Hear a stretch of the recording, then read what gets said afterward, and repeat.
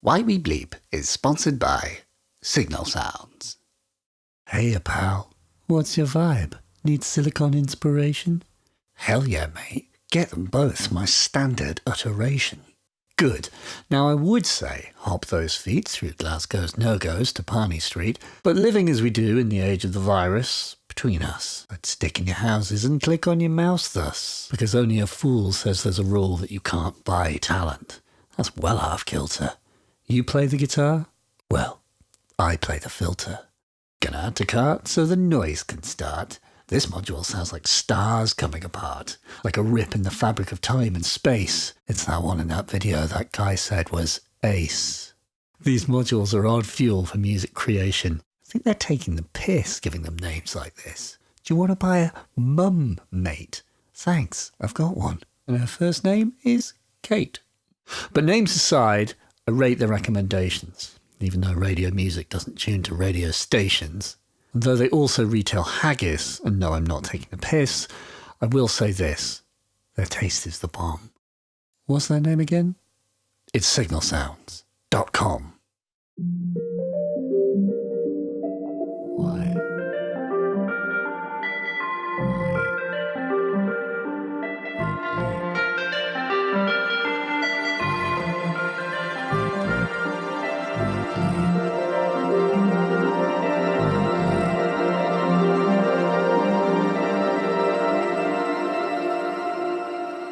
Hi, welcome. Today, we're gonna talk to Jeff Lee.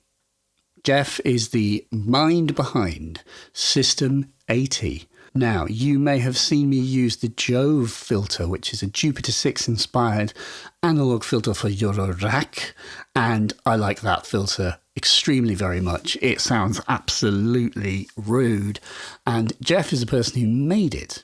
Jeff makes many things, many of which, in fact, if not all of which, are Roland-y inspired. So today is an opportunity to have an unashamedly Roland-tinged conversation, although other brands are available and mentioned, including the one beginning with B, which is a thing that you contend with if you're a person who makes versions of things. So, for example, perhaps you make a Jupiter 6 inspired filter, but you also make an 808, because Jeff is the guy who makes that little 808 for Eurorack that you may have seen. It's a 60 HP module. It looks like a gorgeous wee little 808 because it is, and it's analog, and it works like an 808, but it can be MIDI clocked and it can be analog clocked, and it's really good. I have one that Jeff sent me for doing beta testing with, and which I have never and fully never intend to return to him, which we also talk about, because if you're a bit nerdy about the 808, and I will hold my hand up for being relatively nerdy, at least I love it. I mean, I unashamedly, if I was a drum machine, you would cut me and I would bleed the 808. So much so that at one point I owned the 880, the tip-top 808 drums. I had a Yocto 808 that I purchased and still not built. And I also owned the little mini Roland TR-08, which is 4 808s and potentially too many. So I ended up swapping the TR-08 for the TR-9. So I thought it would do me good to sort of spend some time with the 909. That's a thing that I thought. And so, but actually, I've recently sold the TR9 in order to get a TR8, which is the big green one. The green one that everyone thought was whack. I'm going to go on a slight tangent because we're going to talk about Jeff in a second, his extreme nerdery about the 808. But the TR8, the green thing that looks like it's been designed, you know, by a sort of 15-year-old version of like me, what I thought looked cool if I'd just seen The Matrix in 1999 and wanted to design a device, I strongly urge you to put on a pair of headphones and just fart around on a TR8 No Zero. You will find that it works differently to how the 808 works and is infinitely more friendly, immediate, and for one express reason, and that reason is sliders. Whoever at Roland thought to put sliders on the TR8 is, in my eyes, an absolute G. Sliders make it playable in a live situation in a way that only the TR-707 would be, potentially, because it has the same design. It's inspired by the 707, and the TR-8 gives you 808, 909, 707, 606, 626? Does it do that as well? 707, 727. It gives you like all the main drum machines, and you can mix and match their sounds. Plus, if you have the expansion, some of the extra sounds are absolutely banging. It also has a sidechain input. It does not have an analog clock, but that can be forgiven. It is a very, very good drum machine. I am very impressed with it. And you can also get them for under 250 quid because people just don't want them. And I think it's actually one of the best things that they've made in a very long time. Jeff, however, when we talk about this, doesn't like the TR-8 because he doesn't like the buttons. And I see where he's coming from, but they are very, easy to click. They're clickable, and you can run your finger along them, so they're okay. But I respect that. Not liking the buttons is a connoisseur's issue, and that is the kind of person that we want to have on this show. Someone who is deep into buttons, like Jeff, but Jeff is not only into buttons, but circuits. And what I was so delighted to be able to do in today's conversation is to ask someone who truly understands the 808 circuit literally inside out, what actually changes with 808s as they get older. That whole thing about every 808 is different. Oh, and your clone is rubbish because it doesn't sound like my 808. Because, of course, no two 808s sound the same. What does that actually mean? And Jeff actually can answer that question and gives me the answer. So I found fascinating. And so entirely without further ado, I would like to very much present a chat with Jeff Lee from System 80. Thanks.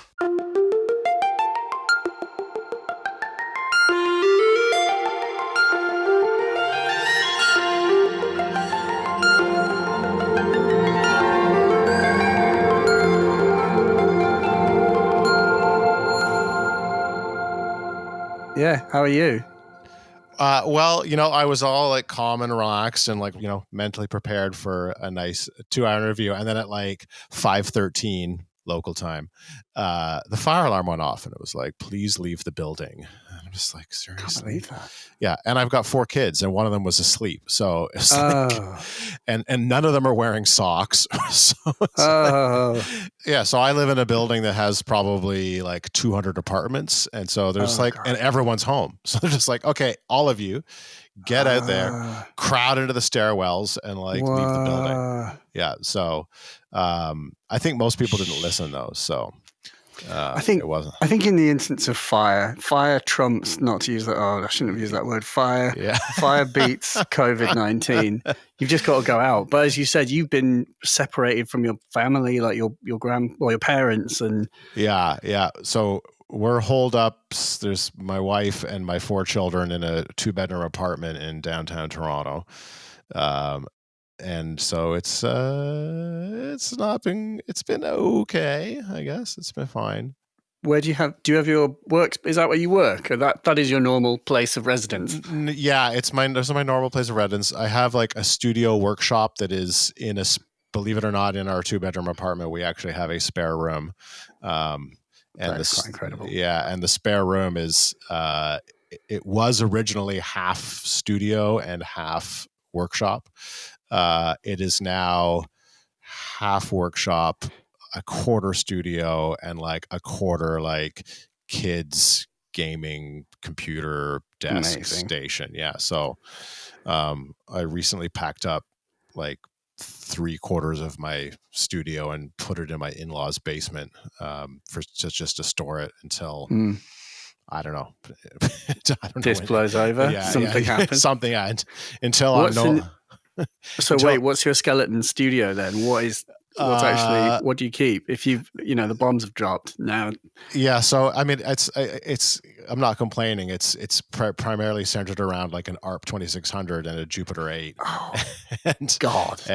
God, I've just realized I was while you were stood outside in Toronto, I was leafing through your Instagram and I was instantly reminded that I was like, oh God, he just got the ARP 2600. That's FS. right. Yeah, with the keyboard and everything, right? So talk me through the unboxing experience.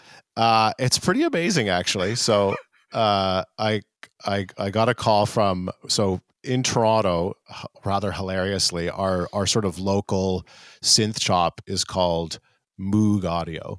Yes, I've heard of them. Yeah, they're not called Moog Audio; they're called Moog Audio. Oh, I see. Therefore, there is no copyright infringement. Yeah, to distinguish them from the synthesizer company. Absolutely, fair enough. And they started in Montreal. I used to live in Montreal, like almost, I don't know, 22 years ago. And that's where they started. They were actually like a record. They were like in a little shop in the back of a record shop, little synth, like they sold turntables and DJ mixers and stuff in the back of a record shop in Montreal. Nice. And this is when Moog was out of business, or what, maybe Big Briar was doing stuff. Late 90s. Yeah, late 90s. Yeah. So they were like, well, of course we can call ourselves Moog Audio. Oh, yeah. So they're based out of Montreal. They have a Toronto store, so that's who I ordered it from. So I went there. I needed a minivan. I needed a van because because it comes in its own flight case. It's like, I love that as well. It's so wholly inappropriate in the modern age. It's just so how things are not done. No, exactly. So it's this beautifully crafted flight case that's like, obviously it's just hand built. Like this is none of this is a mass produced effort, right? Like, yeah. And it's just, so it just has a little bit of packaging on the top and bottom. And then, so it's pretty easy to unbox, and it comes in this like bomb-proof flight case. And then does it have casters? Yep. Yeah, it's got God. So you can wheel it around, and you can sit on it. It weighs a ton. Like I have an original 2600, and it's like chunky, but it sort of feels like a big hollow box with like a little bit of circuitry bouncing around in it. Whereas the new one is probably 20 or 30% heavier. It's like beefier. So the wood maybe. Yeah, I don't know. Yeah, I don't know what they did, because I've seen someone's got one and opened it up, so I've seen the interior shots. And is it SMD? It's yes, yeah. As far as I can tell, it's SMD. It's as far as I could tell from the shots that I saw, it's all one giant circuit board, whereas in original 2600 there were like 3 circuit boards that were divided among like 3 separate panels that were sort of divided, and they were all connected together with wires. It's a mess. If you've ever opened up an original 2600, it's just like a disaster inside. So it's not ribbon cables. It's literally like point to point wire. Yeah, it's just ridiculous. And and so it's like, so I got my 2600 in a trade, so I didn't spend $10,000 or $15,000 on it or whatever the going rate is now. But if can I ask what you traded for it? Please say a car. Yeah, no, it was another modular synth. It was I had a big 5U mod can system, and that is a respectable trade. Yeah. So it worked out pretty well. But when I got it, I was like, this is a flimsy piece of crap. Like I can't believe I traded in Canada's finest. I this like beautiful, well-engineered, like locally built synth that nobody's making anymore. Yeah. And I got this like hollow piece of garbage. Like, this is like why did I do this? But yeah, the new one is amazing. It's just built like, it is built better. Like, I think the wood enclosure is maybe a little thicker or something. Maybe that's why it's a bit heavier. Like, the originals were made out of like pretty thin plywood, and this definitely feels beefier. I mean, Korg is really good at making things, right? Like, I've actually never laid hands on their sort of skinny version of the Odyssey, but I think a mini 2600 from Korg is probably going to be amazing. And there were some sort of leaked or teaser shots of it online that I was there were these horrendous, weren't they? Yeah, it looked a little bit too good. Yeah, and I was like, I think I think they would do a good job in the same way that they did a good job with the sort of the slim Odyssey.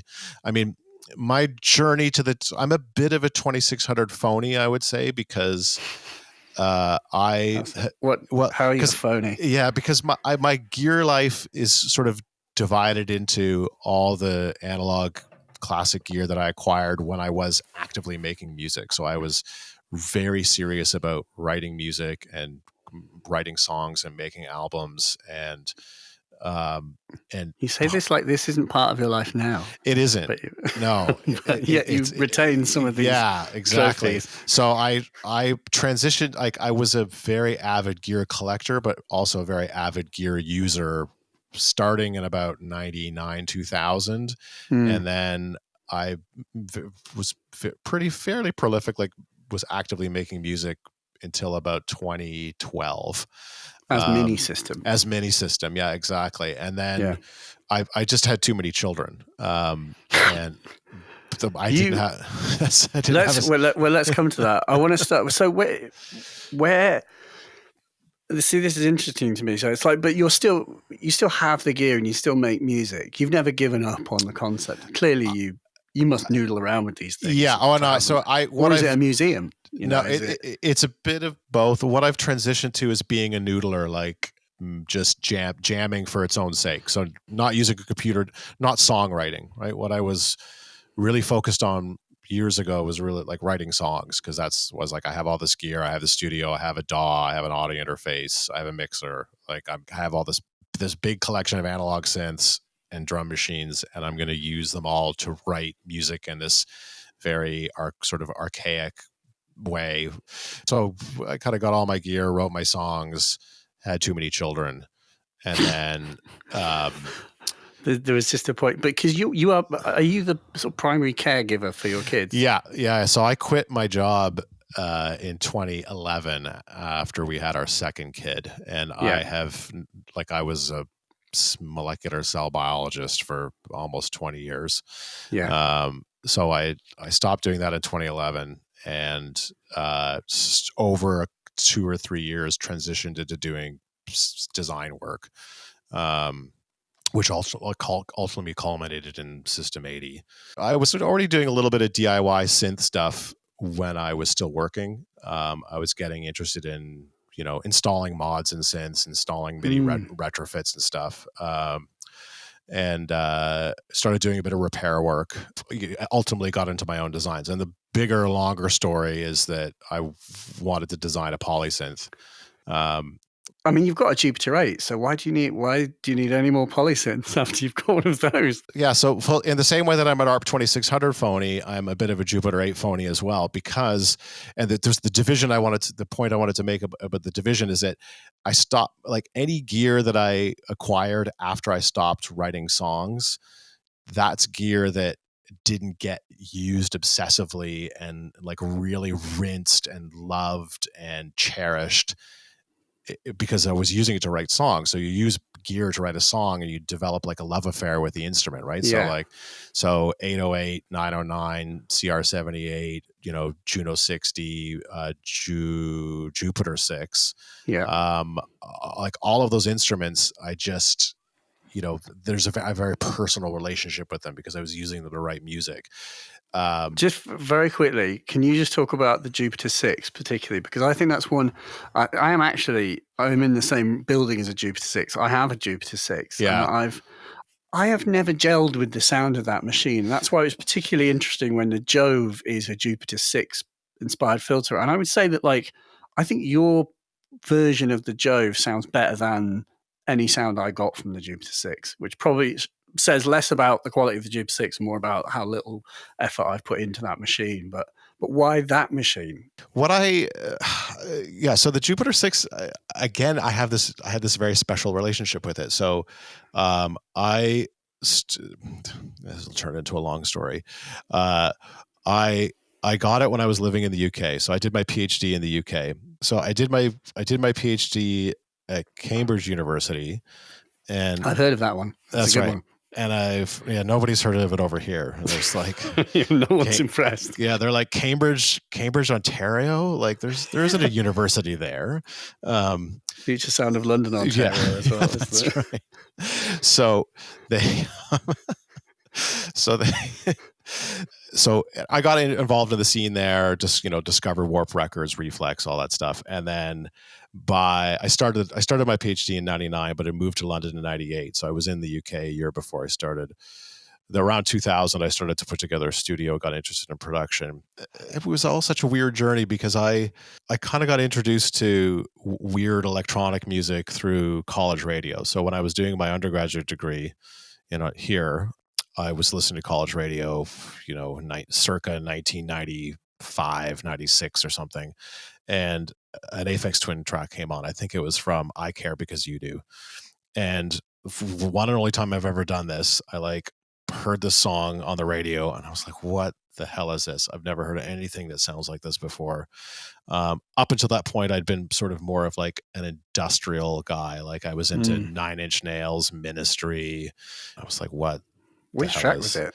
You remember? I don't remember, but it was like, it wasn't Ventolin, but it was like, like one of the, that's a weird, crazy record, right? Like, yeah, absolutely. So I just picked up the phone and I called the station. I was like, what am I listening to? And the college radio DJ was like, oh, it's this guy called Aphex Twin. And that was my first introduction to it. But then I finished my undergrad. I moved to London. I got really into drum and bass. Living in London, the drum and bass scene, like buying records. And so when I started my PhD, I was really, I'd had a taste. I'd sort of got into some of the Autechre, and I kind of divided my time between the sort of the more abstract stuff that Warp and Reflex were doing, and then just going into like London record shops and buying white labels. So I had a little mini studio. I had like a Juno 106 and a couple of rack synths and stuff. And I don't know if I don't know if you remember this, but sort of before the days of Craigslist, there was a sound on sound message. Yeah. Oh, do you mean on the website? On the website, yeah. So it's actually still there. Readers ads, yeah. Reader's ads, yeah, that's it, yeah. And so someone listed this Jupiter 6, and it was in like a block of flats. Like I was staying in Greenwich where I was writing my thesis, so this Jupiter 6 was in a block of flats not too far away from me. So like I took a bus over there, and I went, and it was like council flats, and so I went up, and the place just reeked of incense, and it was I keep in mind that I would have been 26 years old, and I went in, and keen young guy interested in analog synths, and the guy that I bought it from was like clearly from the late 80s or 90s rave scene. Oh wow. And had a studio just full of gear, and it was all dark and smelled funky. And he was just getting out of production. He was like, scenes changed, I'm done. So I bought his Jupiter 6 for £750, which I think seemed like a lot back then. But was that, would you say it was late 90s? This would have been like 2002 at this point. So I got this Jupiter 6 home. I brought it home in a taxi, and turned it on, and like you, I just wiped it down. I think it finally 20 years later or 18 years later is like lost the scent of its last owner. I just started, like you, I didn't get along with it immediately. Yeah. It took several years before I really got used to it. I think I'd cut with analog synthesis, I kind of was still pretty inexperienced and sort of cut my teeth on a Juno 106. So the idea of a second oscillator and sync and like 2 envelope generators, like luxury. Yeah, well, luxury, but also like extra complexity that I didn't really know what to do master. with. Right? Yeah. So, and also, I mean, the Juno gives it sound to you like on a plate. It's just you could close your eyes and just sort of like squiggle your hands on it, and some good sound will come out. Whereas the Jupiter 6, definitely good sounds do not just fall out of it. No, not at all. Right. And so it's funny that way, because it was sort of difficult and tricky to use. There was a depth to it that the 106 obviously didn't have. So it was, it took me several years, 2 or 3 years later, I really started to use it, but then it became like my best friend in the studio. So what was the turning point? Would you say, like, what sound does it exemplifies it? I used it for everything. I use it for leads and bass and little plinky melodies and stuff, but probably mostly it was used for arpeggios. Yeah. So when as a mini system, I was writing this sort of like pretty melodic, like techno pop. And so just having a nice polyphonic arpeggio where you can play, the notes, you'd have a nice long decay. And so the notes all kind of like bleed into each other. Long release times. Yeah, exactly. Yeah, long release. Yeah, exactly. And so I had the Europa mod done to it so I could then sync that arpeggiator to MIDI. And this was before Ableton. So there were MIDI arpeggiators you could use in your DAW, but like they weren't kind of like as amazing or versatile as like the MIDI arpeggiator in Ableton. Yeah. So you were limited to using the built-in arpeggiator on the Jupiter 6, and it resulted in all kinds of funny things. Like sometimes it would be slightly there'd be like a weird reset at the end of a bar if it was looping or something. So it was never easy. But that's kind of mostly what it got used for. So it was just I like our nice, pretty arpeggios, driving arpeggiated bass lines, like stuff like that. But I never really used the other filter modes, right? The whole point of the Jupiter 6. High pass. Is it like I just, stuck it in that classic 24 dB low pass mode, and that's how I used it.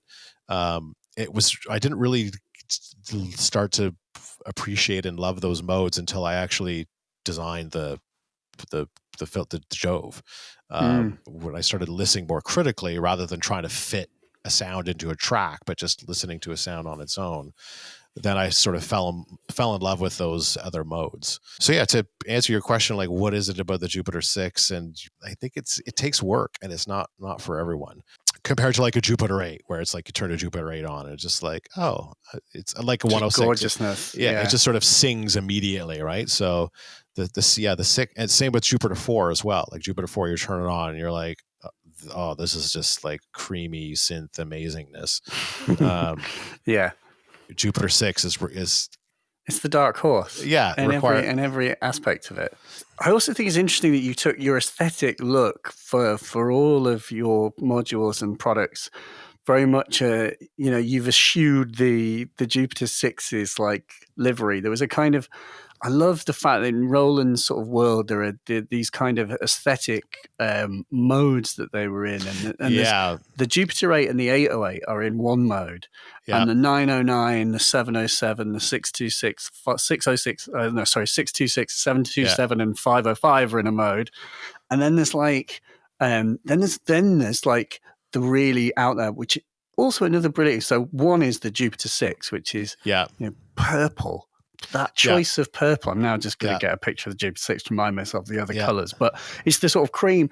Are those the switches on the Jupiter 6? I am curious whether they are actually cream or were they white originally? Were they ice white? I think they were pretty cream? White. Yeah, because I actually, a few years after I got my first Jupiter 6, I managed to get a second Jupiter 6 in Canada, and it was considerably cheaper actually. Wow.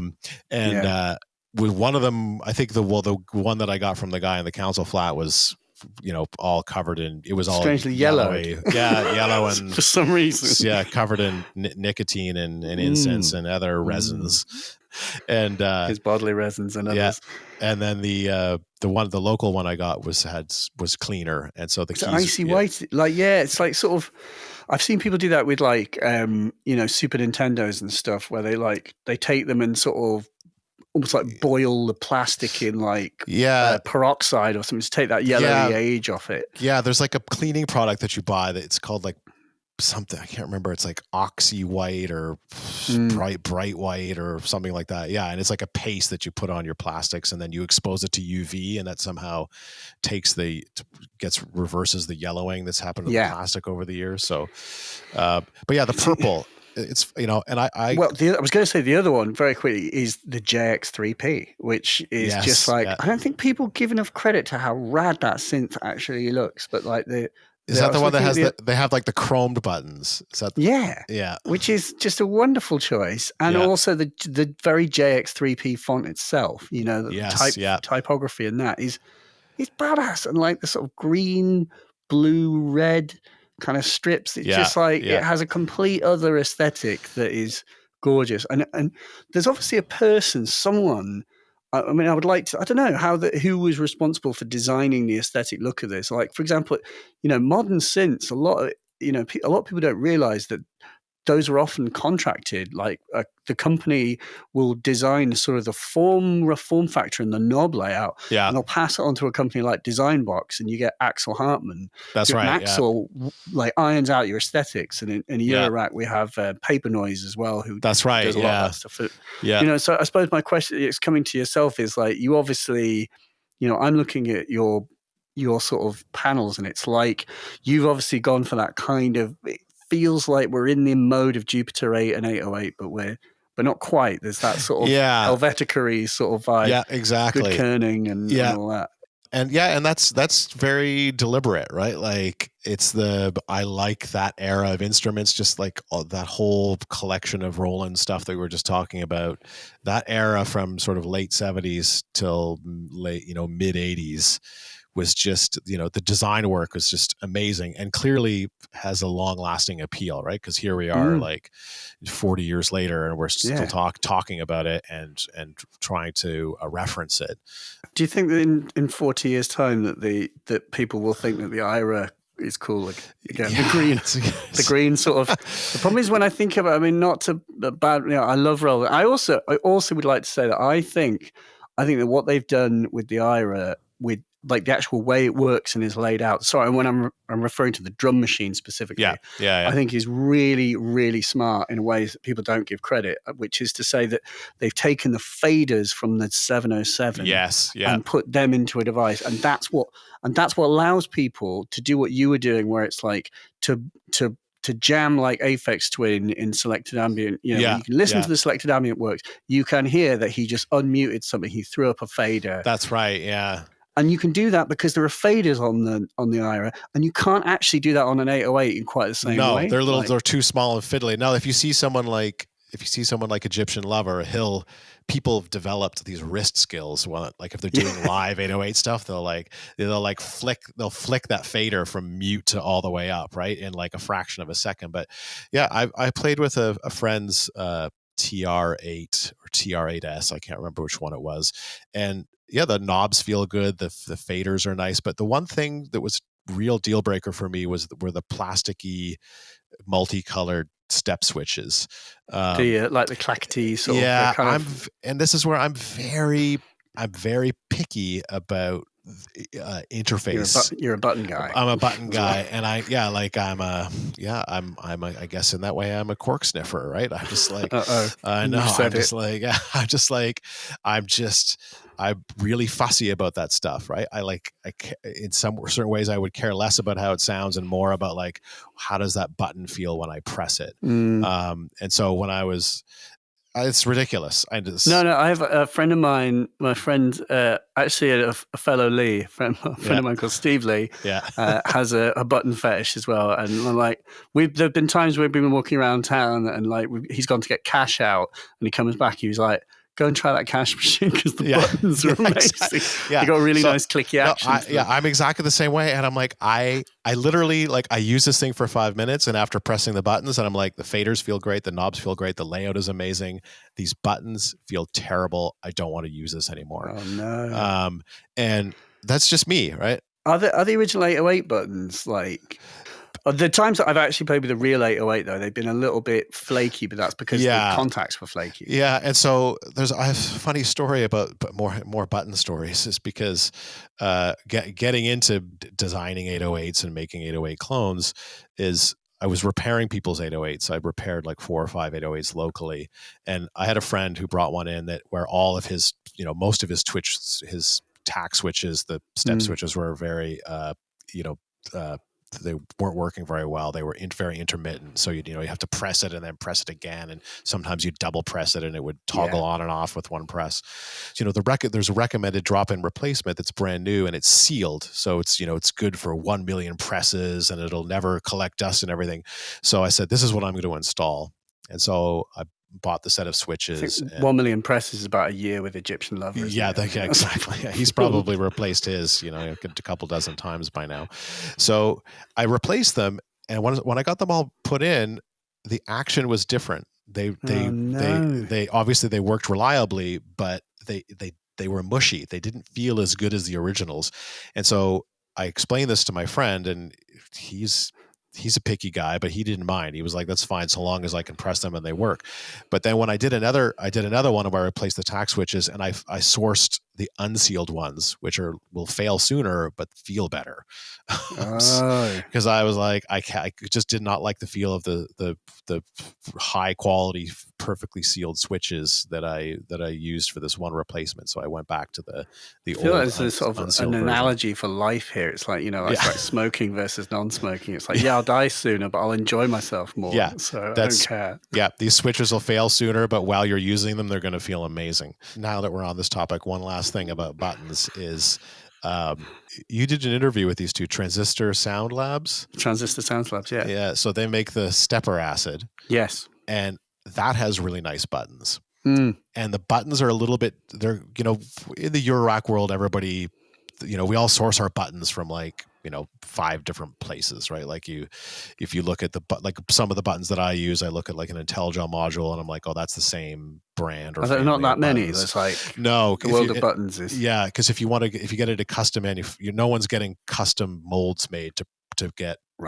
custom buttons made unless you're Roland or Korg or Behringer or something. So you rely on what's available from the various, button and knob makers of the world. And so so the stepper acid they're unusual. I've not seen them before in other modules, and they feel really nice. And they're just kind of the right height above the panel and the travel. Love those buttons. Yeah, but anyway, that's back to kind of panel design. To me, it's the golden age, right? I have one more funny sound on sound story. Is so like a lot of people that were getting into production, especially in the UK, especially in like the late 90s, it was Sound on Sound and Future Music were like the two magazines that were on the music stand. They're responsible for the gear lust of tens of thousands of people, I guess, myself included. Yeah, for the same reason. Like I wanted a DX7 because there was a preset in a DX7 that was used all over some drum and bass tracks or something, and I was like, I can't remember what it was, but I was like, I have to have a DX7. So Gordon Reed of Sound on Sound was selling his, and he posted it in the reader's ad. So I actually went and bought Gordon Reed's. Did you go to Gordon's house? I went to Gordon Reed's house. He wasn't there, but his friend was there, who might have been another Sound on Sound person. I didn't know at the time. And so I had for about 2 or 3 years, I had Gordon Reed's DX7. I'd like now straight up question. Yeah. Did it have all of the original presets or a Gordon? I can't remember. I think it might have, but that's going he probably too far. Reset it. Yeah. I'd like to say, knowing Gordon, that he would have he'd be the one person on earth who'd have reprogrammed all 32 sounds to exquisite different marimbas that he has crafted. And that was the first time I saw a real analog, because I was just getting into production. I was pretty green, and so I went into, I think if I remember correctly, he had like a separate garage where the studio was, and it was full of, I think it was the first time I saw a Doppler system. It was full, or an analog systems system. Yeah. I think he's definitely got an RS integrator. Yeah. So it was, so, there was a mini Moog there, and there was the real top nice vintage gear was in this room, and I'd never really seen it all together before. And so that made a big impression on me, and I'm like, I need to build a studio. Sure. That's interesting. I've met Gordon many times and talked to him about synths, and it's I don't have no data to back this up, but I'm in my mind. There's probably some people are out in the woodwork that we don't know about, but I think Gordon Reed probably does have one of the most comprehensive synth collections in the UK. I think minus a DX7. I was going to say, yeah. So I would like to think that maybe he's got I've got 5 of them or something. He had a Mark II or something. Yeah. This has no sentimental value to me. Yeah. This other one was Brian Eno's one, and I think he's got one of everything pretty much. I mean, I've sat on I visited Artura, and I sat on a bus with him, and I was still asking him just idle questions about any synth. And I mean, he does have a truly incredible like mind for like just like, yeah. He's got everything. I asked him the question of what's the difference between a GX1 and an EX42, Yeah. and he said, you know, with a little bit of like smugness, is it an EX42? You know, the other like organ like super synth, but it's kind of an organ. He was like, oh, about 20 feet. Because he has both of them. Right. And I mean, both of them are literally like concert piano size synthesizers. Well, it's funny because I'm starting to like when I was really deep into it, you know, on vintagesynth.com, you know, every day. Like I had to, you know, you start to develop that encyclopedic knowledge of everything that is out there. Yeah. And now that I'm not actively buying gear and lusting after gear, I've lost it. So, you know, I probably had the entire vintagesynth.com database memorized 15 years ago and had It's a all list. gone now. Yeah, it's like I can't recall. You've just gone behind the panel and like replaced it with like esoterica to do with like, you know, components and manufacturing. Yes. Yeah. That's you've got a layer deeper, so you had to shed some of that knowledge. That's it. I had to make room for other stuff. It's true, yeah. So I had to get really obsessive about vintage Roland designs and kind of forget about, you know, a whole bunch of like late 1970s Korg synths that I used to know all about but never owned. Right, like the. I mean, you would say that you have a particular. You've clearly got a Roland. Like all of the things that you've made seem to me to be like things that are, you know, Roland inspired. And I want to talk a bit about like the cloning, Sure, and in the age of the big B as well. It's like, you know, what also interestingly, your designs are open source. Yes. His are not. Yeah, obviously. Yeah. Do you want to talk a bit about that? Like, particularly also why Roland? Like, why are your things so Rolandy, and why not? Yeah. Why are they not just Corgi or, you know? Yeah, like, I think. I mean, ultimately, it comes down to my personal experience, right? So first, Roland is top of the list of all of the vintage synths that are used in all the music that I like, and I love the design and aesthetics, and I love the way they sound. And you know, the whole philosophy around cloning these vintage designs, and that's changed a lot now that Big B is on the scene. But when I was starting doing this about 5 years ago, there weren't a lot of like straight up faithful clones of things that were available, or there, you know, like so. It was. I really came at it with this idea that I have this collection of really nice synths that took me a lot of time and money to acquire. People should have access to this. Like they shouldn't just be, you know, limited to these collectors and the people with the resources to acquire them, right? Because I don't know what it's like in the UK, but in the Toronto scene, there's sort of like a club of men, always men, who it's a bit of a pissing contest about who has every synth, right? And these guys, they're very passionate about their synths, and a lot of them have the money and resources to acquire whatever they want. So, you know, not long ago in the Toronto scene, maybe, I don't know, 8 or 9 months ago, someone in the Toronto scene was getting an ARP 2500. And there was actually sort of ripples through the Toronto synth community that this 2500 was coming in. And there was actually sort of like an invite only like listening party where people were coming in from out of town to like, you know, sort of see and hear this 2500, which is great. That's, you know, it's a cool, rare piece of equipment. But a little bit like Big B, call him. I'm like, people, you know, these things should be more accessible. And as I discovered when I started studying the designs, it's like in my own limited way, I'm able to get some of those sounds and experiences out there again. And I really come from in a way, I'm sort of very conservative and narrow-minded in my attitude towards synthesis. I really like subtractive analog synthesis. I really like that specific era of Korg, ARP, Moog, Roland, circa 1975 to 1985. Those 10 years just produced so many amazing designs that sounded great. And so I was really wanted to recreate the feelings and sounds of those instruments in my own way, right? Like to the best of my ability. Then when a big multinational comes along and says, well, yeah, we can do that too. Then it changes the game a bit, right? Like there are certain designs that I was sort of thinking about or toying with, and I'm like, oh, well, I'm not going to do that now, right? Like there's no point, right? Because you can get it for $99. But what about your 808 though? That's, I really felt for you when I saw he was bringing that out, because I was like, there's clearly so much work that has gone into recreating. And, and I should say, I believe strongly that,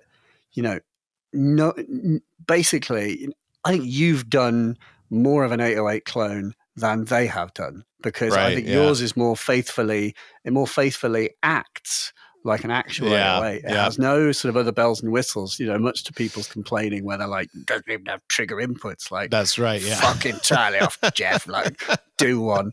Like, you might or as no CV control, or you should just literally just burn everything. Yeah, I know. Like, what was the point? I had to explain to people, like, you do realize you can't buy an 808 right now. Like, you just can't buy one.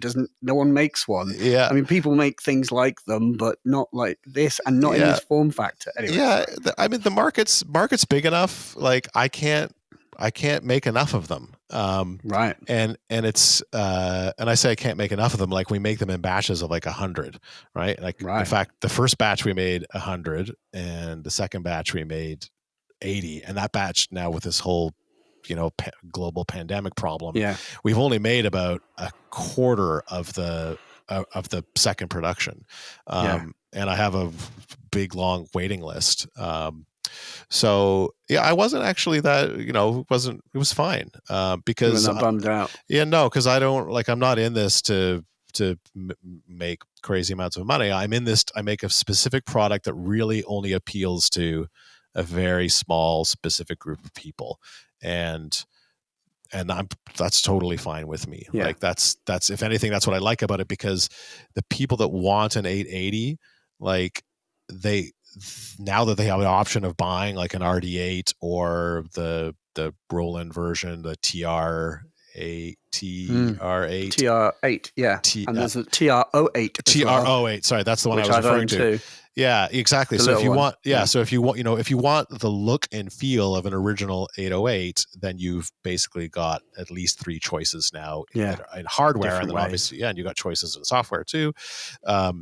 So what's nice is that when people buy an 880, like they have come to the decision to purchase it, like, they have all of their options, and they've decided that for whatever reason they want an 880. They want it to be in Eurorack. They want it to work more like an original 808. Everyone has their reasons, whatever those reasons are. By the time they've committed to buy it, they are already committed. Like, so I get amazing feedback from people, like, which is really nice, right? Like someone decides to spend 3 times more on a Eurorack format 808 clone instead of buying a $300 one, like, and then they email me to tell me how much they love it, and that's like, it's amazing, right? Like that I really like. So as far as competition goes, like we're very boutique, right? Like we make such tiny volumes that nobody even really notices us, right? So except for these people that really seek us out. I suppose, okay. I suppose the question would be, what would happen if he then cloned your clone? That's the sort of, then it gets into very different. Right. Well, exactly. This is kind of, I noticed today that, they have announced a new Eurorack rack, which is, it looks it looks to me a lot like the Tip Top Happy Ending kit. Oh, that's right. Yeah. Oh, I haven't seen that. It's a small 84 HP desk Yeah. thing with like a little 4 HP power supply on the left hand side. Yeah, I mean, I wouldn't be surprised, if they were when the RD8 was being designed. Like there's a few tricks in the circuit design that you need to update it using there's a couple components you can't get, so you have to do a couple tricks to kind of get it as close as possible, and that's all out there, in an open source. Well, yeah, your design is. This is something very important to point out, is that your design is open source. Like you have. What can you talk about that? Why? Yeah, why? Well, I think for one reason, these are clones, right? I don't own these designs. I didn't put any of the intellectual energy into doing the original designs. Those designs are works of, real engineering experience and genius and insight that like I don't have. Yeah. So the Roland engineers in the late 70s and early 80s, and the guys behind making the OTA chips like the 3080 and the IR3109, and that's where all the genius is, right? And then hooking them all up together and making them sound good, all this stuff is just coming from service manuals, and so in my mind, I'm like, I don't just it's out there, it's in the public domain in the sense that their service manuals are available. The circuits are not can't copyright a circuit, can you? The only way to protect it is to keep it a trade secret, and you can't do that if you're releasing a service manual that becomes widely available after 35, 40 years. So the point around keeping them open source is sort of to say, this isn't mine. Yeah. Right. I just took this and put it into a format that people can use. And if I ever stop making them, then somebody else can make them. And, right now, just so that I don't see my entire investment go down the toilet, I do have a non-commercial clause on my open source designs, which is unlike the mutable open source design, which is once the mutable design is released, it's released without any restrictions whatsoever. Obviously, there's been lots of raging arguments online about what's right and what's not right to do with mutable designs, but I've put a non-commercial clause on them just because I have a guy that works for me, so I have to balance like rampant cloning of my clones, right? Because the design is open source versus like I need to sell enough modules to pay him as well, pay my technician, and we have a little bit of overhead, so we have to be. I have to balance that. Whereas I know mutable, like my understanding is that she does everything through contract manufacturing. So once she perfects the design, it goes off to the contract manufacturer, and all the a lot of the calibration, I think, even happens there. And then every module flows through her hands, but there's very little overhead in that operation, right? Yeah. There's just you have more upfront costs. So, so that's the kind of the open source philosophy is. This isn't mine. This is for everyone. Yeah. And when the production ends, I do plan to get rid of the non-commercial clause, right? So then anybody can make it. I've had a couple of really ambitious DIYers contact me and say, "Yeah, I really I want to build your 880," and I'm like, well, it does have like 1,200 surface mount parts, and at the moment it's not well documented. So it's not like mutable and some of the other open source Eurorack designs where Jove is set up so that when you go to the GitHub, you can download the files and you can make it. Yeah, whereas 880, like just a very experienced DIYer could do it, but it's there's no hand holding in the doc. There's no documentation, right? It's just the schematics are there, the board files are there, the firmware is there, and it's also meant the idea is that in 10, 15 years, I want people to be able to service them, right? Yeah, like, of course. I don't want them to become garbage because they stop working. Yeah. So, well, you're going to release a service manual that then people can clone your thing from. Due diligence, like the Smith's Prophet manual. Was it Pro 600? What was the Prophet 600? Prophet 600. Yeah. So it's all there. It's all open source, and so someday when I'm done with all of this, like when we're sort of like we're not making 880s anymore, like I would really like to see people make their own, right? Like because you can get a home cooked panel now, front panel is sort of the biggest barrier for a lot of people, right, is getting a decent quality front panel. But now through companies like Magpie and Grayscale, and easy to get good quality panels in low volume. So it would be cool to see like a group build. Whenever I have the time, I'll be able to document it properly, and then people will be able to build their own. I would like to see different 880s with different eras of Roland, design. I'd like to see like a JX3P 880 or something like that, like sort of weird, like aesthetic mishmashes. So there's a friend of mine, I had him build an 880. I sent him a prototype circuit board, and I sent him some of the harder to get parts like the potentiometers and the switch caps and stuff like that. But he's an experienced DIYer, does kit builder. And so he hand assembled his own 880, a prototype version. This is before I'd had the panels made. So he had Magpie make him a panel done in 909 library. And I'm Googling this. Yeah, it's very hard to find. It's sort of buried. It's buried on his Instagram, but there is an 880 out there, one only, that's done in kind of like the dark gray orange of the 909. Right. So here's something that I've sort of on this podcast variously spoken for you many, many times, where I've talked about like the differences between 808s, and that's a subject that is kind of like almost the stuff of legend at this point. Everyone knows that all analog synths sound a bit different, and all drum machines that are analog sound a bit different. And we know also that they change with age. And I suppose my question, like, how different? And in what specific ways different, and what changes as what parts get old? Like which parts matter, and what? So and that's another thing. Just to throw into this as a question is when people talk about recapping old synths, like recapping a Juno 60 or something. What would that do other than sonically? I would say I know, for example, in recapping a power supply is generally a good move. That's right. I've resurrected a desk of mine that I bought broken, and I'd just recap the power supply and it worked perfectly. But what does it do to a drum machine? It's a complicated question because like part of me just wants to say, well, this is the original schematic. Here are electrically identical components that have all the same specifications as the original. So you put it all together and you expect it to sound the same. And it very rarely does.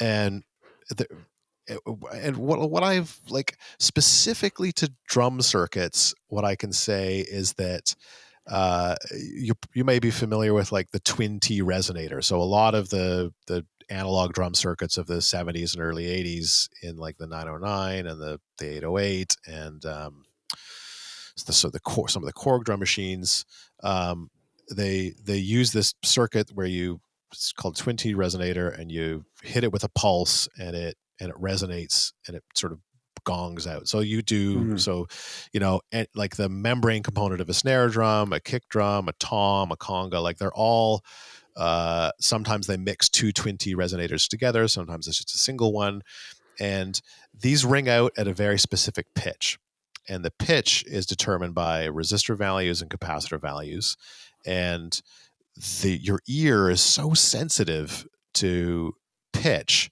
that just a slight difference in pitch of the otherwise same circuit ringing out, if it's just a few hertz off, your ear hears a difference. And I remember really getting into that because I was comparing toms, 808 toms to 880 toms I have two original 808s, so I was comparing their toms to each other. And I was literally, in order to do comparisons, I did it for the kick drum as well.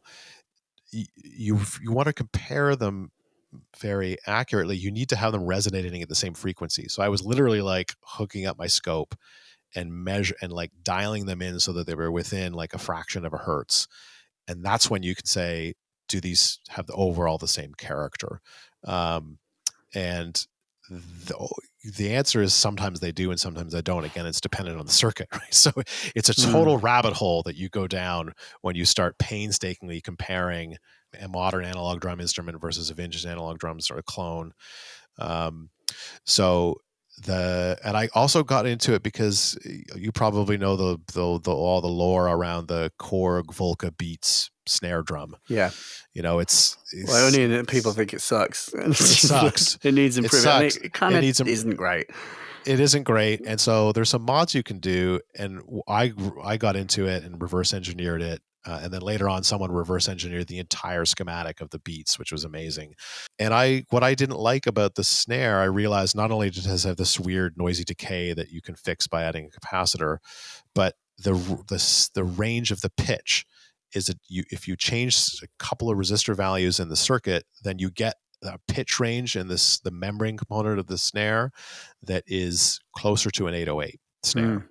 You get kind of that closer range. And if you use the 808 snare as a reference, that's sort of like if you say, this is what I want an analog snare drum to sound like, I want it to sound in the same family as an 808 snare, then adjusting that range of pitch brings it closer.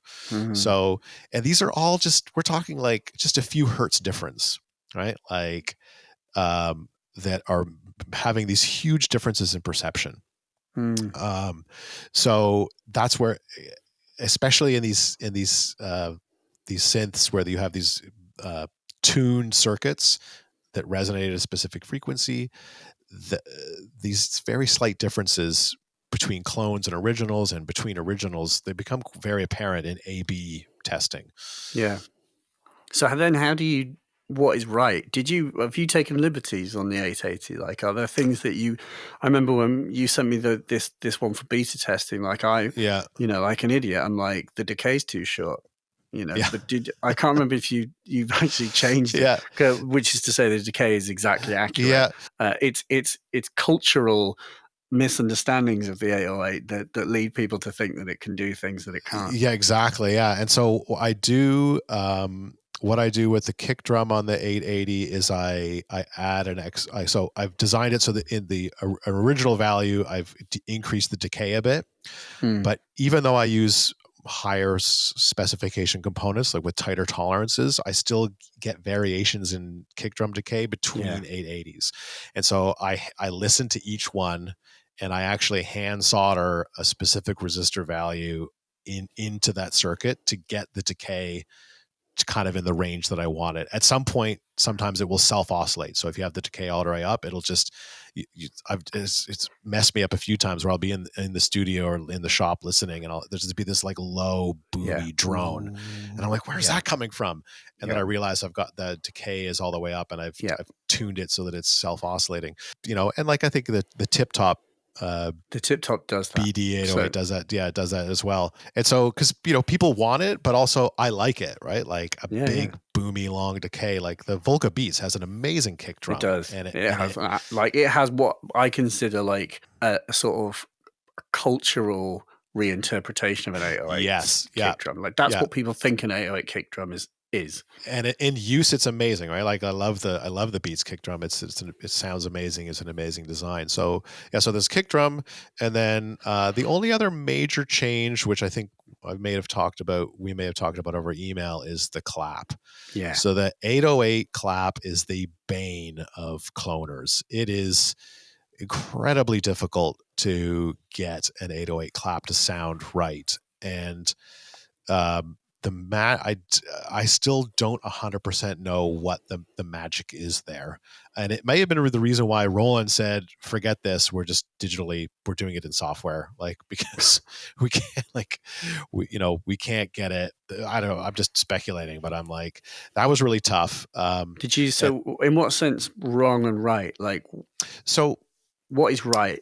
Yeah. So to me, when I listen to an 808 clap, an original 808 clap, it's got this great it's sort of a low frequency and then it has this sort of the reverb on it, the noisy reverb on it. It's cavernous. Yeah, it should be long.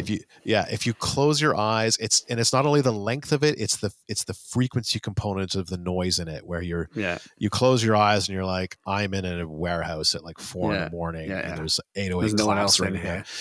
Like there's just something about it that's very hard to describe. And so I got into this because when I was fixing people's 808s, I actually had someone bring me a Yocto to work on. Yeah. And I also had someone bring me a Miami to work on. Yeah. And what I noticed when I was working on both the Miami and the Yocto is that they're both good clones. Every instrument sounds great, sounds very 808-ish, except their claps did not sound right to my ears. And so then I started to really dive down into it, because I had a friend who he had an original 808 and he had a Yocto, and he was like, I hate the clap on my Yocto. Like, it doesn't sound right. And then I listened to it. I'm like, there's a different frequency component to the noise in the clap. And so to really get into the weeds here, please do, because I've got an unbuilt Yocto as well. And if I do finally build this bastard, and it's going to be probably in this period where we've got nothing else, we're not going anywhere. Now's a good time. Yeah, I need to Jeff Lee my clap. Because, and I've said this to you on email. I'm not just saying this, but the clap on the 880 is absolutely the best clap I've heard an 808 style device make. You have like a beta unit, right? And I feel I'm slightly worried about that. Like, that's why I hear your clap in the demos, and I'm like, that clap sounds amazing. I'm not sure if it's do I need to like put it in ice and sort of I'm like, I don't know if the production 880s have a clap that sounds quite that good. So lock your doors. I mean, on my one, I'm sure I'm allowed to say this, but like on my one, like when too many of the LEDs light up as well, the open hats make it like a little tremolo based on cymbals. So my cymbals jiggle with the amount of LEDs. That's right. Like the pattern itself influences the sound. I consider that a feature and not a bug. Yeah, so fortunately or unfortunately, depending on the way you look at it, that was corrected in the production versions. It is, yeah. The real ones don't do that. The real ones, but on the other hand, you have the special clap that I don't think the production versions are not quite there. But what it is the you have this white noise that comes into the clap circuit and it goes through VCA. But before it goes through the VCA, it goes through a bandpass filter. And the pass band of that filter, the width of it and its frequency response is really the big part of the sound of the 808 clap.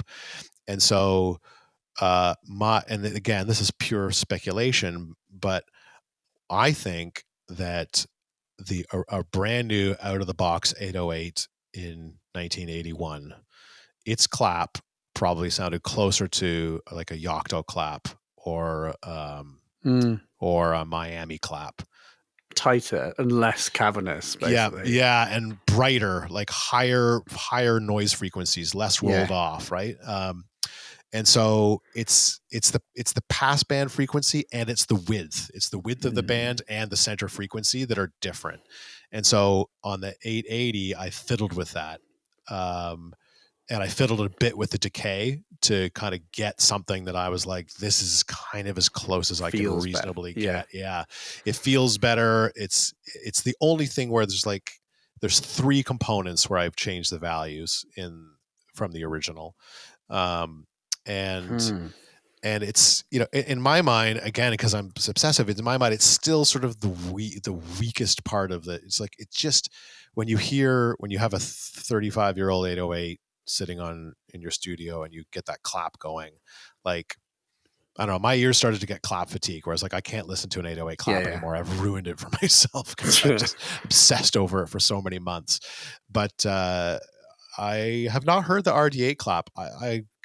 Maybe they may have nailed it. I'm not sure. I'll basically picture this. So we're in the Fez in Berlin. Yeah. And you look across and you see a man who looks just like me walk up to the RD8 like 2 years ago when they were first showing it. Yeah. And you will see this man put on the headphones, sort of look at this thing and kind of sort of scowl slightly, and then turn the level controls of everything down, and then just turn up the level control that is the fifth from the right. Yep. And just sort of program a few little buttons and then hit start. and then just also immediately screw up his face and shake his head and just go, Jeff's one was better. Yeah. Jeff's one's better.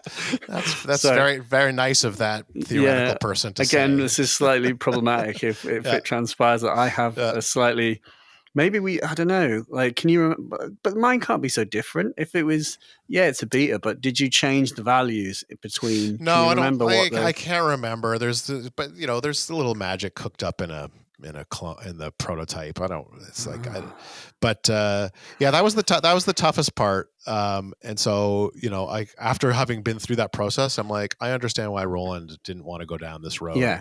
and just went. I feel now like, is that not what they have on the TR8S, where you get more controls? Like, and I know there are even on their TR08, the one that looks the beautiful looking like mini. It looks a bit like the 880, but that on that one you can like tune the bass drum, and there are a few little tweaks that you can do. Yeah. So and the other thing with the clap is that there's an offset control in the back, and so that kind of controls the blending of the really sharp like offset attack, and then the on the 880 on just an 808 clap in general has an offset trimmer, it's like inside that you can fiddle with.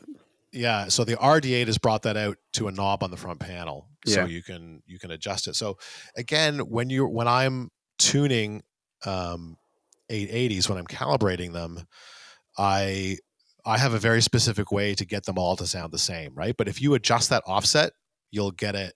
You can basically tune it to taste, right? So I've had a couple of customers get in touch with me and say, "Oh, I love your 880. It sounds great, but like the clap is not quite what I want or what I was expecting." And I'm like, "Well, if you want to, take a trimmer tool and very carefully like adjust the offset trimmer on the back."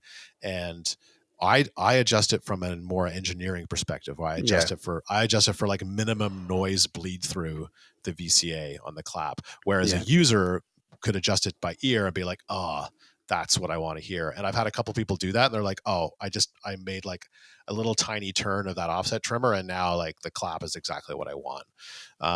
So again, too many variables, right? And different expectations. I wouldn't be surprised if an 808 recorded in 1980 straight out of the box sounded like a Yocto or like a brand. Does now. Like it's just this band pass filter that the noise goes through, that's definitely changed with age. That's interesting. Yeah, I find it fascinating. It's like it's lots and lots and lots of things all sort of pulled into one thing, but it's also, most of all, it's like it's our like relationship and our sort of just the kind of our expectations playing off of reality, and like and it's that thing, it's like the greatest song is a tribute, is like it's your memory of something is not the thing. It's not the thing at all. I had a funny experience back in January, I think. So you presumably know the Rabbit Elephant, the guys Absolutely. that make Natural Gate. Yeah. So unbeknownst to me, one of them is Toronto based. Right.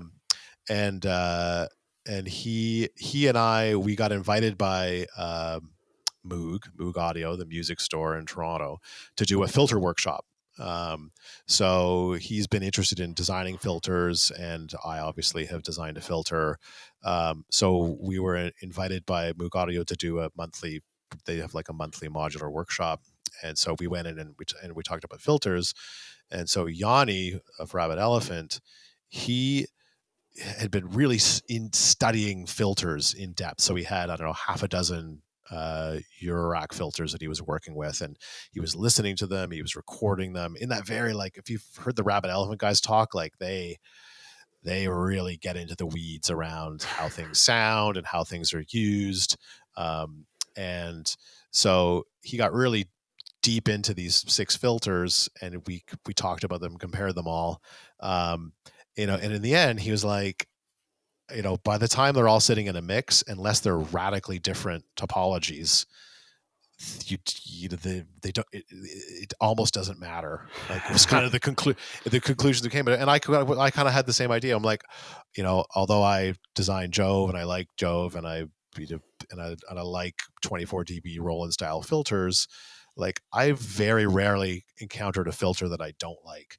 So long as it filters and it has resonance, and you can modulate it with an envelope or an LFO, then I'm like, it sounds amazing, right? So on the one hand, we can have a 20-minute conversation about how to clone the 808 clap, but then on the other hand, you could be like, there's hundreds of different filters in your rack, but like you can really just pick one or two that you like, and then just like you'd be fine, not worry about it anymore. Yeah. Like, I think this also especially applies. I mean, you're absolutely right, and it's like, and I think it doubly, triply applies to oscillators as well. Oh, for sure. People agonize over oscillators. I was going to ask you, like, just to please, like that whole thing, like I don't know if does the 810. Yeah. Is that a Roland oscillator? Do you know what I mean? Or is that a thing? Is there a Roland? Is there a System 100M oscillator sound?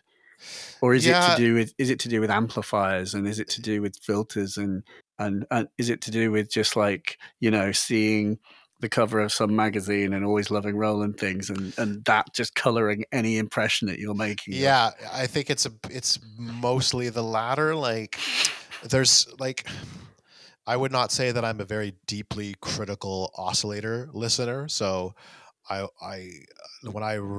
people write about oscillators, like, oh, the square wave it's rounder, or it's woody more hollow, quality or to it. Yeah. Like people who throw it on scopes rather than just actually listen. Yeah, exactly. And every oscillator has slightly different sort of imperfections in the waveform, right? So especially when you get into like triangle waveforms, some of them have a little reset peak, and so you get those are harmonics that get added. Some people like that, some people don't like it. Yeah, I've never really got deep into the weeds waiting around with oscillator comparing A-being oscillators. I did so the 810 has a vintage Roland dish design. It's sort of a hybrid of a bit of the System 100M, and there's actually a little bit of Jupiter 8 designs in there, because the Jupiter 8 has kind of interesting wave shaping circuitry. So I took some of the wave shaper stuff that converts the ramp or saw wave to the other waveforms, and when we read people online, you read these very detailed sort of descriptions of different oscillators, and I don't want to diminish what people are hearing, because some people, I think it's maybe a bit like wine, right? Like there's some people cork sniffers. Yeah. Oh yeah. Oh my goodness. I'm so shit. close. Oh, no. Yeah. You led me so. I was so close. But I think I don't want to diminish cork sniffing. I think there's some people want to sniff corks and some people don't, and I like to drink wine and I enjoy wine, but like I can't tell, my nose and palate can't tell the difference between like a $20 bottle of wine and a $100 bottle of wine, but other people's I think can, right? So there's, in the wine world, there's this idea that some people are super tasters, and there's some debate about whether or not that's a mythology or if it's actually real. That there's people that are just like they've through both maybe genetics and through training, they have more taste receptors, or they're better able to perceive and make distinctions between tastes and aromas and stuff. And why couldn't it be the same way with sound, right? Maybe, like we damage our ears, we damage them as we get older. Young people can hear better than older people. We maybe have different frequency responses slightly. So someone listening to an oscillator in great detail may prefer one oscillator over the other. I personally do not. When I A/B oscillators, I'm like, they sound very close. Yeah. But I think it's only when you get into, personally, it's like, I feel it's almost more relevant, like how does the oscillator react to other sources and to internal manipulation? Yeah, like how does exactly. I've just been trying to pull apart the Buchla complex oscillator that's in the music easel, and that design, and especially the the timbre control, i.e. the wave folder. Yes, there is clearly and obviously a very particular way that it is wave folding that does not necessarily sound like any other wave folder. Yeah, even just with sort of like bog standard like saw core, triangle core oscillators, the way they respond to CV, the way they sync, right? They can all. That's where you start to hear real differences, I think. Yeah. But I'm funny. I'm not too picky about oscillators. Like in general, I think I've talked about before. Like I'm most interested in interface. Yeah. Right. How do you use it? You take two oscillators or filters or VCAs or whatever, the exact same circuitry, but how they're broken out on the panel, how you interact with them. To me, I'm very, very picky about that. So, and as we know in Eurorack, some people care about that, and some people just want to cram as much functionality into as few HP as possible. And so that's why I get requests for a skinny Jove, right? Their Jove is 14 skinny HP. Joves, It's too and wide, people are making like micro Joves and things like that. And I released an official 8 HP Jove, and it like 860. sold out, and it sold out in 24 hours, and I'm like, okay, so okay, like, damn it. And I'm like, personally, I prefer the 14 HP Jove. Yeah, I like the big one. I mean, like I saw that and I was like, if I owned the 860, I'd be able to fit more things in my live system. I'm like, I don't need more things in my live system. Like I have enough things to manage in real time as I'm like trying to invent music. But that's what I love about it. There's something for everyone, right? There's something for people that are really, really finicky and precise. They want VCAs that close all the way and have no bleed through and handle zero crossing exactly the way that they want. You have these very sine waves that have like zero harmonics. They'll put them on spectrum analyzers and make sure that there's no extra harmonics. It's just a pure sine tone. There's modules for those people, and there's modules for people that maybe are more like the way I design modules is like, I have a collection of vintage synths. I want to be able to kind of partially recreate some of my things that I like about vintage synths in a Eurorack system. Yeah.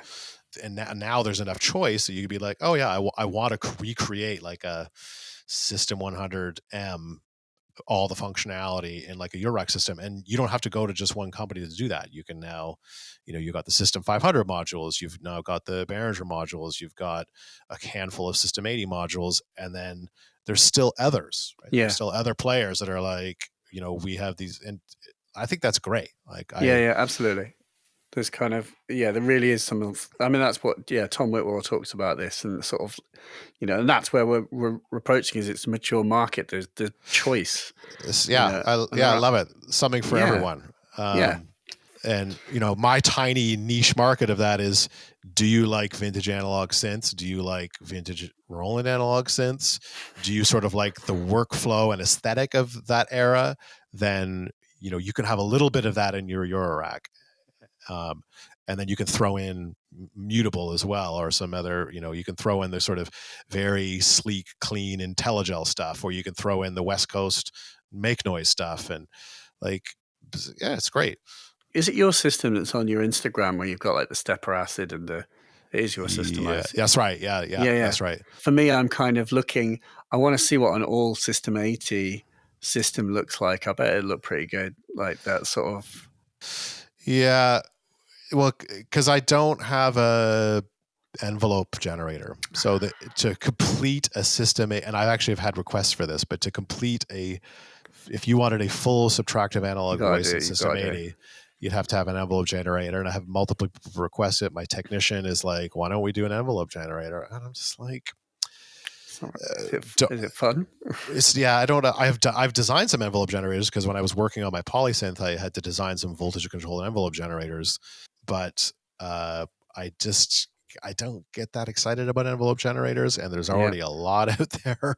There really are. Yeah. Maybe you just need to like sign a deal with like Magpie or whatever, just to like make the aesthetic and just. Yeah. Like, here's the panel, and and like here's like the design. Yeah. Cause like. Just to like change the depth for one or something, like, so that it, reskin it. Yeah, that's right. You could just repanel another envelope generator with the system. Yeah. So, done. Yeah, I know it's great that people want to do that. Although what I would say, I note that, or you've like, okay, now maybe like basically when you see your modules in a line, this is a hallmark of someone who's like thinking big, is where all of that you've respected the lines of the knobs, where there's a kind of knob height.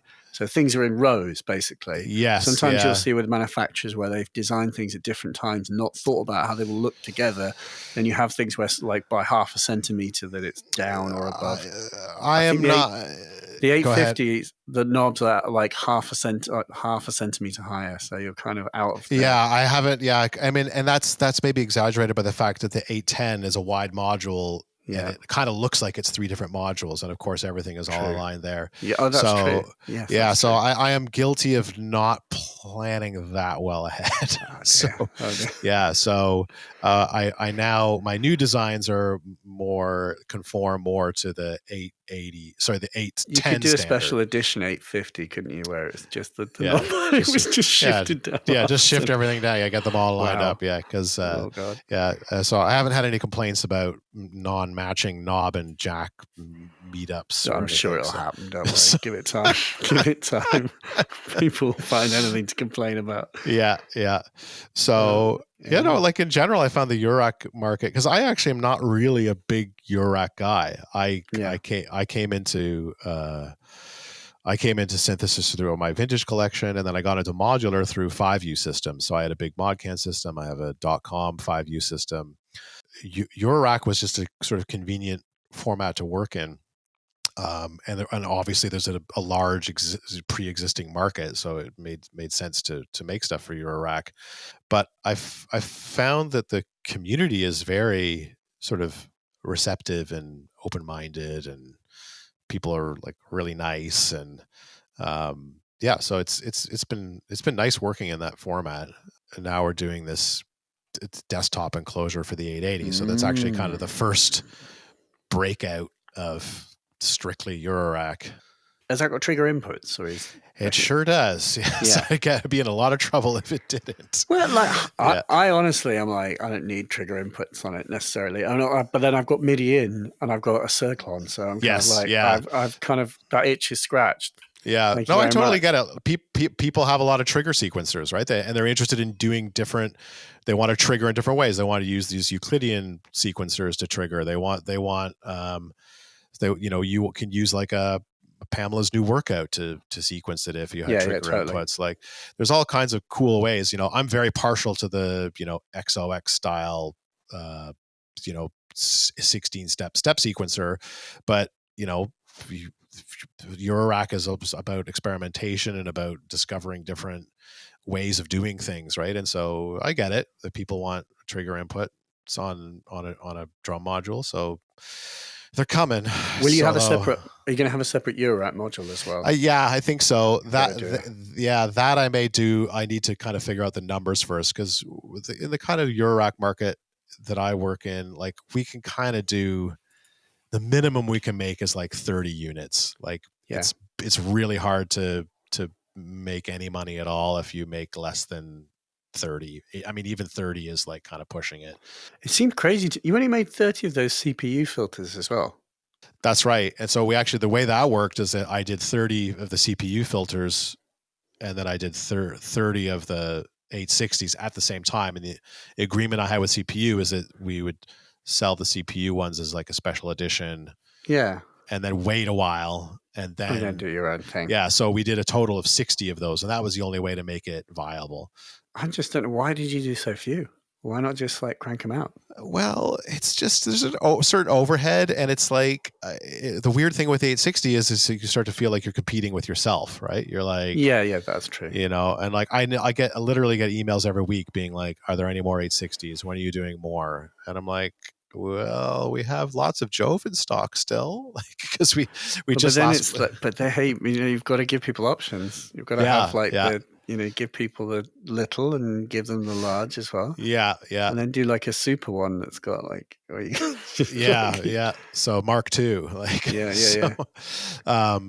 Yeah. I mean, I got into this because I wanted to design a polysynth, and having done a few Eurorack modules, I especially now that we're literally not making anything right now. I'm hoping to get some time to get back into getting into like programmable, like designing like a real voice, like a synthesizer, like a 2 oscillator subtractive analog monosynth. This is kind of my next project. Which, do you think is there an angle on this that no one else is doing or done? Or I'm thinking of like that, the Space B1 and stuff is like, you've got like some hot competition in the realm of like interesting aesthetic takes on Roland things. Yeah, the 880 started as a completely just for myself. I was like, I'll just see if I can cram all of the circuitry of an 808 into a 60 HP Eurorack module, and that was inspired by the Mother 32. People announced the Mother 32 came out. People are like, "Oh my god! Like Moog Music is making a Eurorack module. They're going to do Eurorack. Like this is crazy!" And but it's like 60 HP. That's so wide. But there's a lot of functionality in there. There's a sequencer. There's a whole patch bay, and it was very successful, right? So I thought, this is kind of like a format, right? And I also was like, well, you can get a 60 HP case for it. So if anyone, so I literally my design constraints were 60 HP. Sequencer, all the functionality of an 808 in a 60 HP Eurorack module, not for any market, just for my own interest, for me. Market of Jeff. And then, exactly. Despite the fact that I already owned 2 808s, so it's not like it wasn't done out of like I really want an 808. This is the only way to do it. Right? So in the same thought process applies to doing a monosynth, right? It's like I want to make something that's like so I do a lot of fantasy panels, right? Like if I don't feel like getting into deep design work or writing firmware, then I'll just like open up like my vector graphics editor and just start designing fantasy panels. So I've got a panel where I'm like, it's 60 HP as well. But it's like, this is what I would want in a monosynth. And then the angle for me is that it's programmable. So I love programmability. I love patch saving and recall in the analog realm. So I'm just like, again, I did a prototype about 4 or 5 years ago.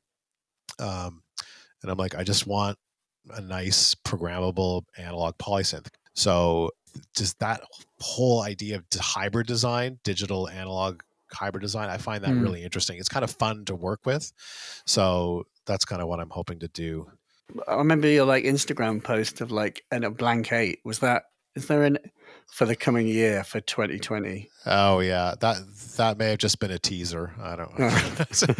I'll probably do one. Yeah, I'll probably do something. Not time will tell. Who knows? We'll have an 8 in it. I can't spell the future. Yeah, like it's like no one can see what was happening in 2020. Yeah. So anyway, that's kind of everything that I'm trying to do. Although currently shut down, it's going to take longer than I thought, and I'm stuck at home with 4 children for probably at least 6 months. God, yeah. I mean, it's sort of crazy, and I'm in awe of like, being able to get any work done. If you're also doing childcare is there's incredible. not a lot happening, but there's a little bit. Like I just get little tiny like bits of micro work done. Sort of like 10 minutes here or 5 minutes here. Then it's like, then like someone's hit somebody else, or someone's like says they're hungry and they need a sandwich. So then I'm like, okay, I stop doing what I'm doing, go and deal with whatever needs dealing with the kids, and then I can just get back into it. And then maybe more time for jamming, right? I don't know about you, but like I intend to, during this lockdown, to actually turn the gear that I have on more and try using it. Yeah. It's been very hard to find the time to sort of just spend unfettered time in the studio. And also we've been in between houses, and that's continued for a whole year and more. but my studio's kind of not been done. And actually, in the last like 3 months, in sort of 10-second or 10-minute bursts, over 3 to 4 months, I have bought a like open rack server, consolidated variety of racks into one massive 32U rack. I've also done things like purchased some dream machines that I wanted, including the K1M, but particularly including the Roland Mks7, which I just got, and I am delighted and over the moon with it. It is it's just wonderful. But it's the rack version. Yes. Yeah. Now, do you have the programmer for it? No. So wait. So the MKS7 it's 3 Juno 106s and a 707 in a box. Oh, it's okay. Completely. Yeah. See, this is where my encyclopedic synth knowledge is gone, right? You caught me off guard. I'm like, you've dumped vintagesynth.com. Yeah, I'm like, that's not in there anymore. Yeah. I'm not even sure if it is on vintagesynth.com. Yeah. It's so like, but it's a rack unit.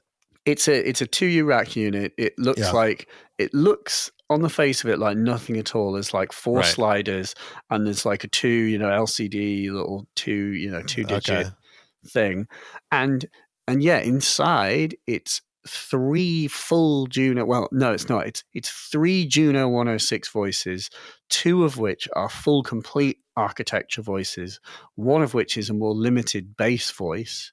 Jeez. All 3 are fully programmable, and you can actually put it into engineer mode, and you can edit their voices from the front panel. And if you connect it, it will respond to MIDI CCs and I think SysX, because it was early. It's early MIDI. It was almost like it was 1984. Like MIDI was in its infancy. They were like, "What can we do with this?" Yes, and what we can do is this. And we've just made. Yep. We've made the Juno 106. It's got memory and it's got MIDI. Let's take some of that. Let's roll that into a product. Let's take the 707 and let's take the ride from the 909 and let's put it all into one box. And that's what they did. And it was a prototype JV 1080. That was sort of what it was supposed to be. So it's the gray one. Like it's got a gray. So there's two versions of it. There's a Super white quartet. One. Yes, yeah, because that's what I'm looking at. I'm just looking at it now. Yeah, that's it. So, but there's a white one, and the white one has no rack ears. It's like it was meant to be on desk. Yeah. So, but then there's a black one. I've got the black one, and it was actually well, nicest of all. It was like I got a crazy. I mean, it was like a very reasonable price. It was it was 550 quid, which. In my this mind, day and age is pretty good, on eBay for 550 quid, and I was like, "This has got to be a joke." Like, what people are scalping people for Roland Polys, and this is like it is glorious, and it's just having access to just a very limited subset of voices where, and it's like all Roland, and it's and it's just.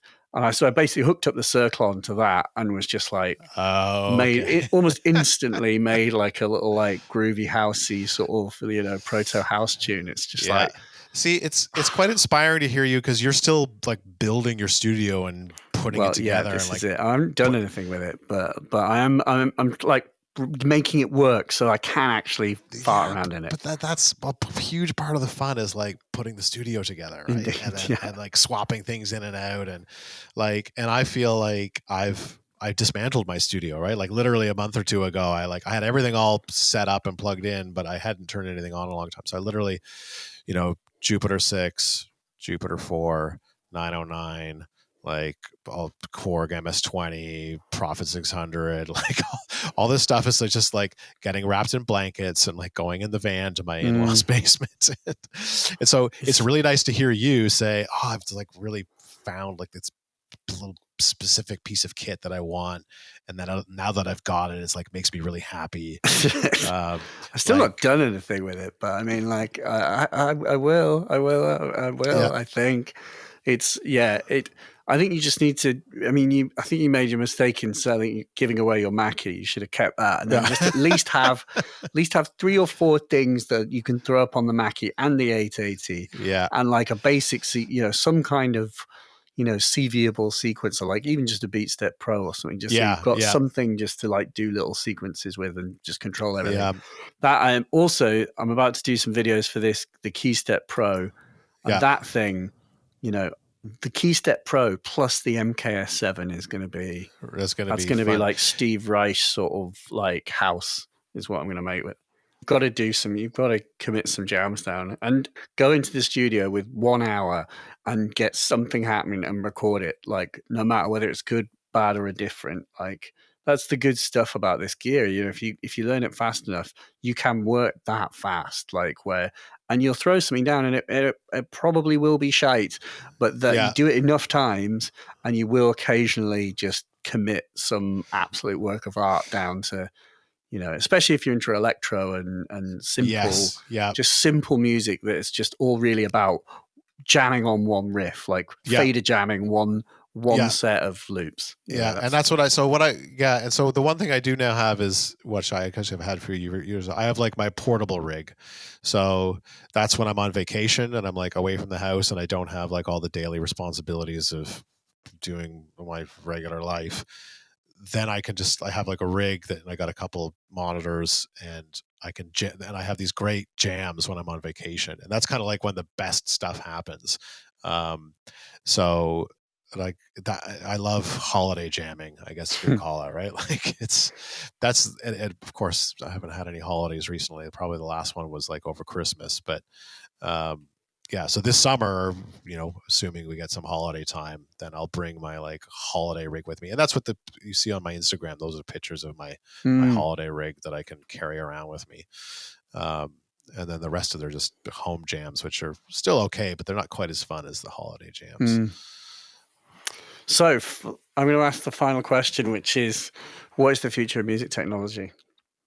Oh, yeah. I know this question. Yes, because I've listened to almost all of You've listened to these things. You have to answer. It's your turn. Yeah, come on. Yeah, I probably lost like 10 pounds running on the treadmill listening to your podcast. I feel like I owe you. And I always hear that question, and everyone is always like, It obviously is intentionally a really irritating question, of which there's no good answer, but it usually throws up something. It depends. Like there are often commonalities, but I'm probably, to misuse the term, I will say we're kind of maybe in like a postmodern period of music technology where everything has been done and has been remixed and mashed up, and so you've got the full suites of vintage synths available in software, and you've got full suites of vintage synths that are modeled in hardware. You now have a big German company that's making full recreations of vintage synths. But then you have all these other crazy, like really innovative instruments as well, right? Like there's all the Polyand stuff is like all really crazy and interesting. And then there's the continuum, like everyone's always there's always someone out there that is experimenting with like a new input method, like a new way of performing, right?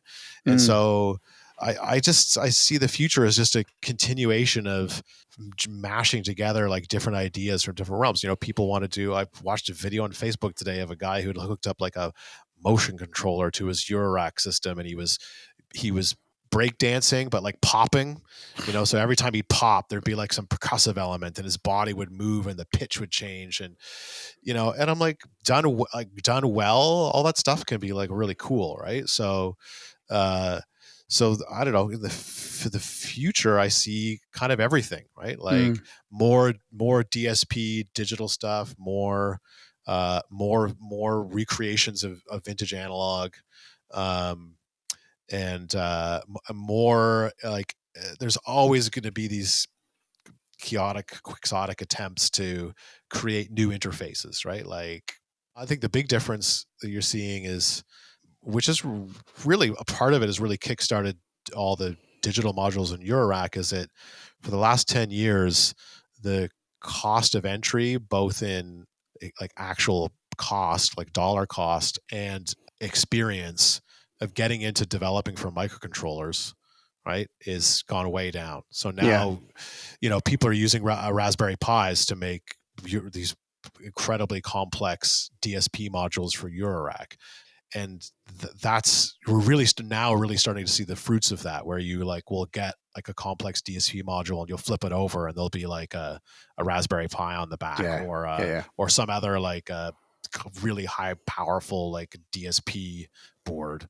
So in the Eurorack market, we're seeing a lot of that now, right? Where to the point where maybe there's less interest in some of the analog modules because that's saturated. You can have every version of every vintage analog filter you want, oscillators, VCAs, mixers, everything. I wouldn't mind seeing more different sequencers, right? I love analog sequencers, step sequencers, stuff like that. I would, there maybe there's some room for even more greater different kinds of sequencing in Eurorack. Things like that Klee. Or the Clay.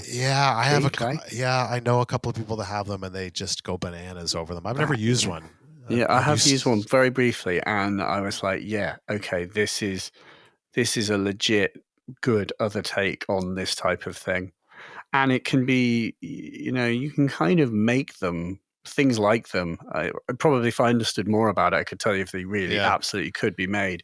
But, something like the Turing machine, that's actually, I was like, the more I read about the Turing machine, I was like, this reminds me of the Clay. And when I spoke to Tom, he does mention, he's like, oh yeah. Originally it was a Clay clone. Clay. Oh, so there is an element of repeating randomness that you can generate. Yeah, and it's the use of shift registers basically that sort of typify the thing. So it's, but yeah, there are so many different approaches to this stuff that, and even in the analog domain that haven't been fully explored. So it's sort of, it just depends if people are looking to smash, like people just need to smash things up more. I think, because you're right. There's like, we've had versions of everything, but it's time for the sort of, for more remixes. And I don't see any reason, every once in a while, someone announces a new module and you get a few sort of cynical comments about it. Like, oh, we've seen that before. Or that's not what I want. Or that's, yawn. But I feel like there's new and more stuff for people to get into their own specific niche is great, right? Like, I still a couple times a year someone will release a music technology product that I simply have to have. Although actually the most recent purchase was I got a Roland sync box, like the SBX01 or something like that. Yeah, a little green one. And I actually I wanted it to do some, MIDI, DIN sync, stuff like that. And it probably doesn't do doesn't do anything as well or as much as like a Pam's new workout. But I don't know, I found one online. It was brand new in the box. It had never been opened. And I was like, I have to have this. And it was like released in 2014 or something like that. And then promptly discontinued. Yeah, absolutely. But I'm like, what the hell were we thinking? I know, but it's amazing. Exactly. It's amazing. And it turns out I hadn't even noticed it's got a built-in MIDI to CV converter in it. Now I've just got I've got an extra channel of MIDI to CV to work with. But yeah, there's always something new that comes out that is a combination of like features and sound and interface that like very specifically speaks to me, right? And that's what I like about Eurorack is that, it's like something for everybody. Everyone can put together like a system that is just for them, like so specifically dialed into what they want. Amen. Cool, that. Jeff. Thanks very much for your time. Oh, right. My pleasure.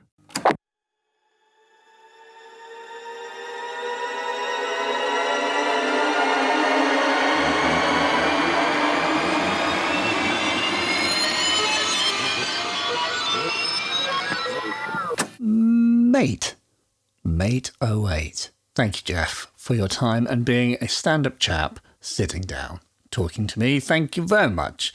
He's a very nice man, and I was especially fascinated to hear about the clap. The little sort of bandpassy thing you have to adjust. It changes the tonality and also making it so it kind of explodes with infinite reverb. It's very interesting thinking about what is right and what is wrong in our interpretation of sounds. You know, that bit I was saying about Tip Top's 808 having infinite decay, you know, that is wrong. That is not what an 808 is supposed to do.